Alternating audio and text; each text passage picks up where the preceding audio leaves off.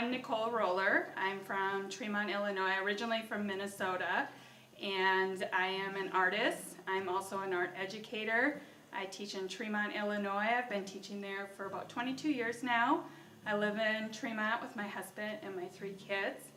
A little bit about my educational background. I went to Minnesota State University of Moorhead, received a BFA in art education, an MA in art education from Boston University, an MA in painting from Bradley University, and I'm currently in the MFA program at Bradley. The work for the exhibition Pathways, I have 3 bodies of work. The first body is part of my abstract landscapes, and they are on square, either canvases or boards, and they're from my own personal experiences of the landscape. My home is in the country and is surrounded by fields, farmland, and there's no trees. So those paintings are from my daily observations throughout the seasons. I'm attracted to the plow lines, the directional lines from the fields and the changing of the seasons, and so that is the first body of work. The second body of work is from my shape panel series. Similar start or process as the landscape series. I start with a square, but they're only on panels, and they're inspired not only by the landscape but also by the architecture.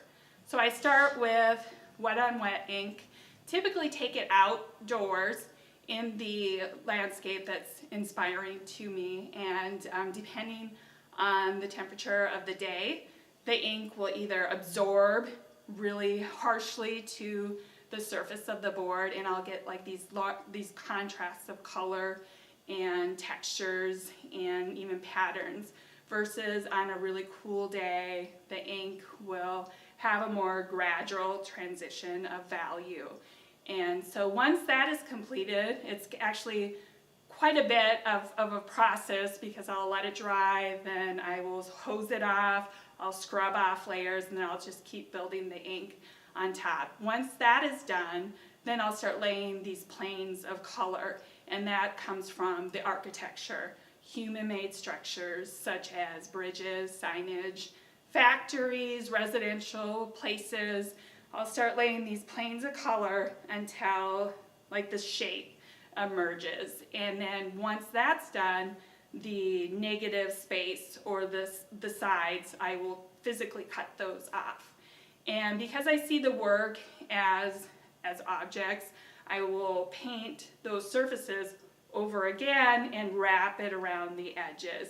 And at that moment, because I don't do any sketches per se, I think that those initial intuitive steps are my sketches. Then I'll refine, I'll tweak those colors. I will incorporate the bands of color into those final steps. And then the last grouping, fairly new, just like the shape panels. I started them about a year ago. I had these remnants or leftovers from the panels, and I saw something in those pieces, those painted geometric pieces, and I left them in my outbuilding, and they just created this large pile. And I would start to play with them, reconfigure them, see how different patterns and colors would interact with each other. So then I eventually cut those more organic, which was different because I typically work with geometric abstractions, and then I would like permanently affix those panels together. And then most recently I started, because I ran out of the leftovers, so then I had to make pieces specifically for the stackables. I started incorporating clay, which is completely different for me also, because I typically just work with paint. But I do teach a semester of ceramics at Tremont, so I had leftovers from demonstrations that now I pulled into that collection of work. I don't ever create a piece where I'm thinking this has to be it. You know, I think I just keep moving through one piece to the next piece. So I learn from one grouping of work or one particular piece. I don't like to just sit on a piece for a long period of time. I will just learn from whatever I've done in the previous work and learn from that and move to the next piece. So I don't sit too hard on any of the pieces that I do. It's either is happening or it's not.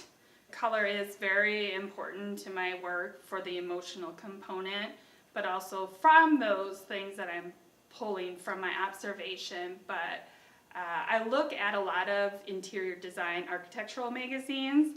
Even though my home's not like that, I find it appealing where there's contradictions in colors and patterns and textures.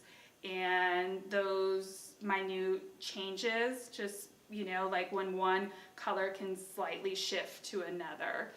I love playing with color and how colors sit side by side with each other and they can look completely different.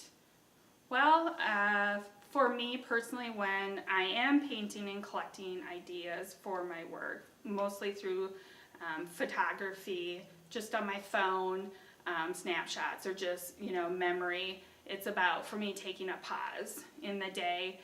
Life for everyone can be really busy, and it can also be mundane. And so I think when we just kind of move through the day and not to pay attention to our surroundings, I want to pay attention to those little things that are special. And I hope that if someone looks at my work, that they can also take a pause in their day to look at my work, but not only that, but see those little special uniquenesses of colors and textures and pattern and light.